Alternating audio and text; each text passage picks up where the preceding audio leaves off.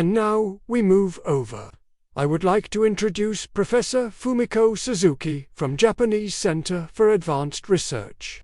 Professor Fumiko Suzuki is going to talk about South Africa's racial engineering laws. In particular, black economic empowerment. Ladies and gentlemen, Professor Fumiko Suzuki will speak in English. But she is not English native speaker. She told me over lunch that I should inform you about that fact. She turns to be slow and elaborate when speaking in English. But believe you me, her speaking is cool, calm, and collected. She is deeply reflective. His language is Japanese, but still she has masterful grasp of the English language.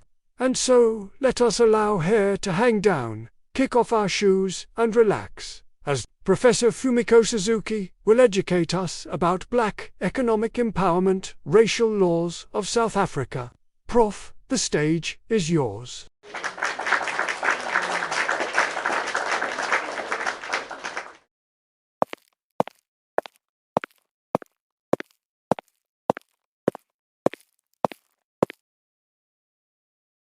While apartheid was an undeniable horror, it is equally true that the Afrikaners built a highly functional, industrialized, and self-sufficient country from the ground up. Let us stop here before we move on. What has the African National Congress, ANC, built in these 30 years? They did not build, but destroyed what was there.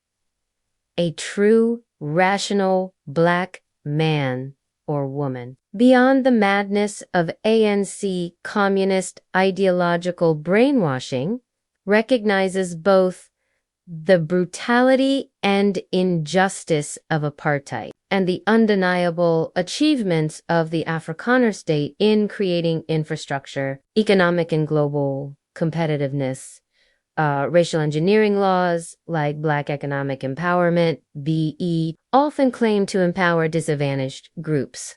But psychologically, they create learned helplessness, a condition where individuals believe they have no control over their success. People are told that their disadvantage is permanent and that only government intervention can save them. Instead of fostering self-reliance, skills development, and innovation, racial engineering reinforces dependency on state policies.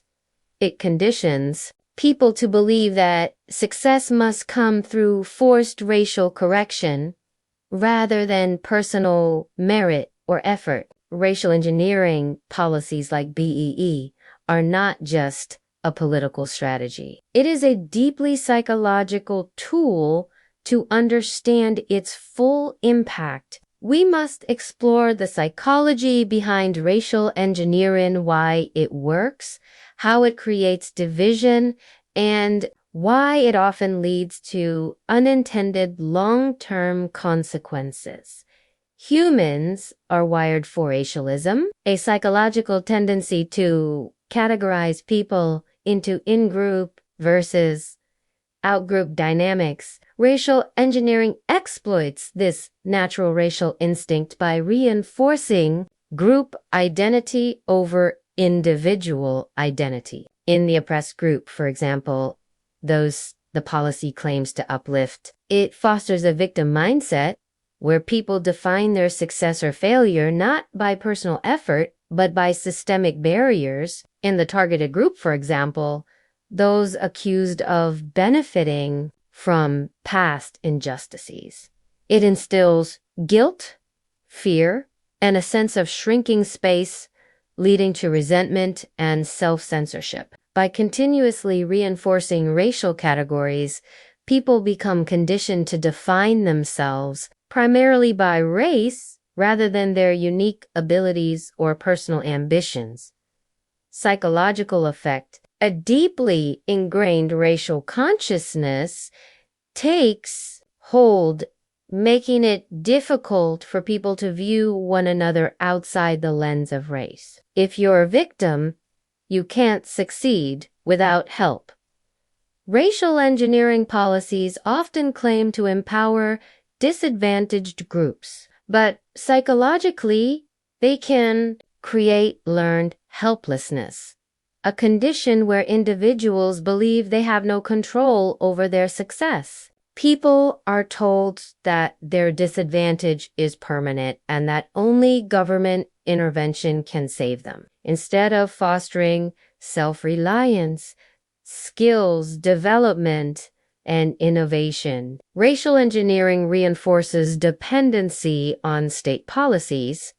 It conditions people to believe that success must come through forced racial correction rather than personal merit or effort. Psychological effect: a sense of passivity and entitlement grows, leading to frustration when external solutions don't yield personal success. Let us take an example. Barack Obama masterfully sidestepped racial engineering, opting instead for practical empowerment strategies that uplifted individuals regardless of race. A stark contrast to the racial quota policies seen in South Africa. Obama's approach, empowerment over victimhood. Unlike many political leaders who capitalize on racial grievance narratives, Obama rarely framed his presidency around race.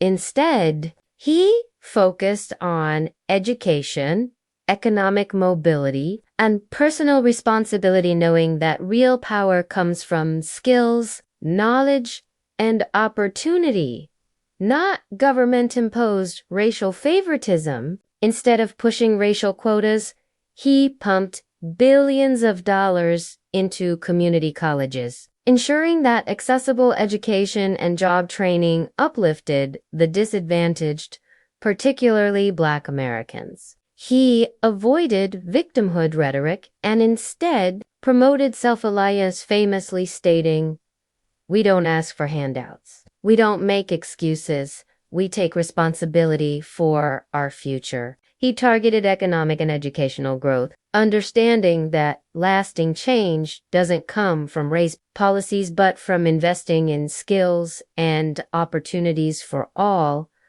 Contrast with racial engineering policies of South Africa. Obama's strategy: build skills, expand education, empower individuals. Racial engineering strategy: enforce quotas, redistribute wealth, instill guilt and dependency.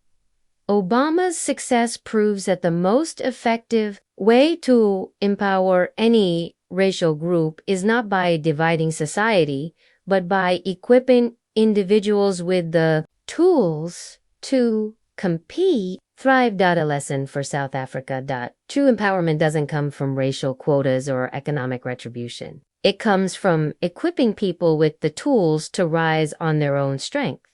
Obama understood this